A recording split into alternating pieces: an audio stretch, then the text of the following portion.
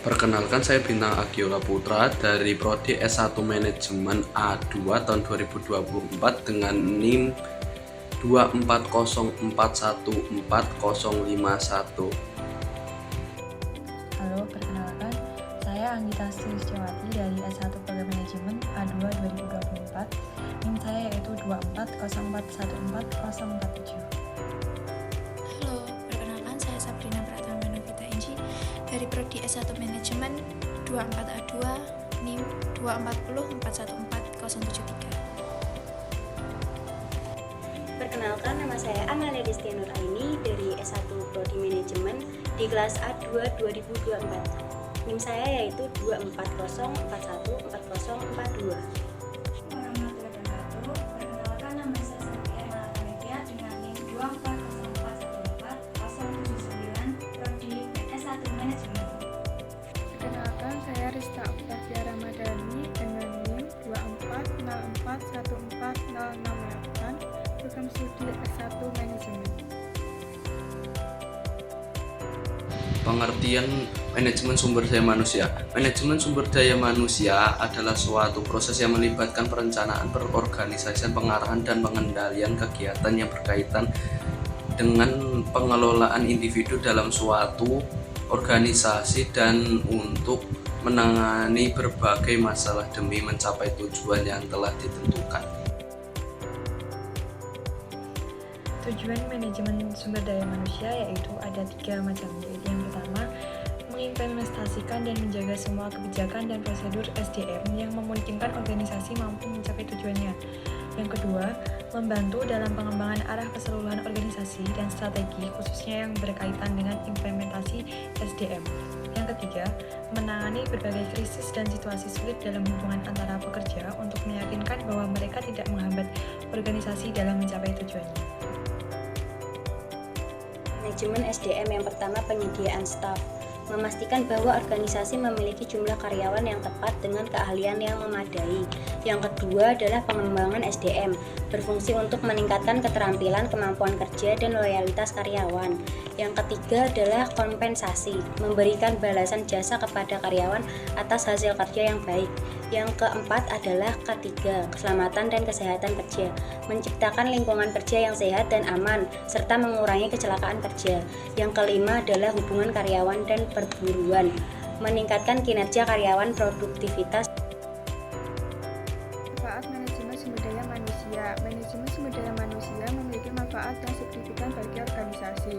Dengan pengelolaan yang baik, organisasi dapat mengoptimalkan potensi karyawan mereka, meningkatkan produktivitas dan kualitas kerja, mengurangi tingkat turnover, dan menciptakan budaya kerja yang positif. Manajemen sumber daya manusia yang efektif juga dapat membantu organisasi dalam menghadapi perubahan pasar dan mengimplementasikan strategi bisnis dengan lebih baik. Manajemen SDM. Yang pertama, industrial relation. Yang kedua, compensation and remuneration. Yang ketiga, performance appraisal.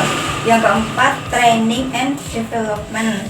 Yang kelima, job analysis. Yang keenam, human resources planning. Yang ketujuh, motivasi.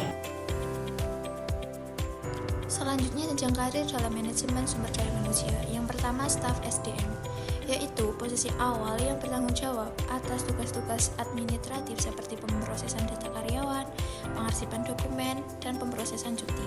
Yang kedua, spesialis SDM, yaitu fokus pada area tertentu seperti rekrutmen, pelatihan, dan pengembangan. Yang ketiga, HR generalis, yaitu menangani berbagai aspek SDM termasuk rekrutmen, pelatihan, dan hubungan karyawan. Yang keempat, manajer SDM, yaitu bertanggung jawab atas pengawasan fungsi SDM di seluruh organisasi. Yang kelima, manajer pengembangan sumber daya manusia, yaitu fokus pada pengembangan bakat, pelatihan, serta program karir dan pengembangan karyawan.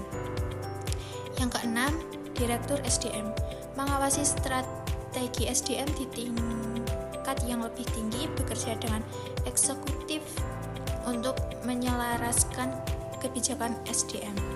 Yang ketujuh, Chief Human Resource Officer, yaitu posisi tertinggi dalam Departemen SDM bertanggung jawab atas semua keputusan strategis yang berkaitan dengan manajemen manusia dalam organisasi.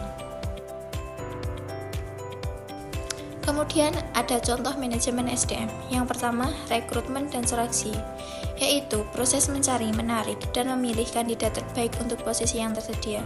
Yang kedua, pelatihan dan pengembangan, yaitu memberikan pelatihan kepada karyawan baru dan mengembangkan keterampilan mereka agar dapat bekerja lebih efektif. Yang ketiga, manajemen kinerja, yaitu mengelola dan mengevaluasi kinerja karyawan secara teratur melalui penilaian kinerja, feedback, dan perencanaan pengembangan karir.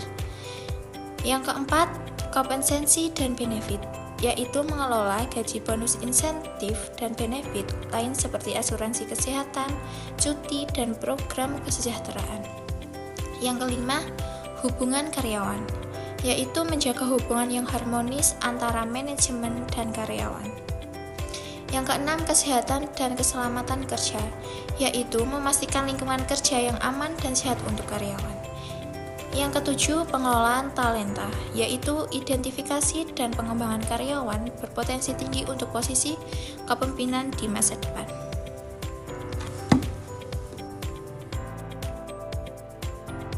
Kesimpulan dari manajemen sumber daya manusia yaitu peran dan aktivitas fungsi sumber daya manusia perusahaan yang memberikan efektivitas terhadap manajemen sumber daya manusia memberikan kontribusi yang besar atas strategi bisnis dan keunggulan kompetitif perusahaan. SDM memiliki 3 jaringan produk, yaitu pelayanan administratif, pelayanan mitra bisnis, dan pelayanan strategis. Agar berhasil dalam mengelola SDM, setiap individu memerlukan pribadi yang mumpuni pengetahuan bisnis, pemahaman tentang strategi bisnis, pengetahuan akan teknologi, dan kemampuan untuk memberikan pelayanan SDM. Praktek MSDM didasarkan pada data yang menampilkan hubungan antara praktik dan hasil-hasil bisnis terhadap para pemangku kepentingan, yaitu konsumen, pemegang saham, karyawan, dan masyarakat. Pendekatan strategik terhadap manajemen SDM berusaha untuk memberikan secara proaktif suatu keunggulan kompetitif melalui aset perusahaan yang paling penting, yaitu sumber daya manusia.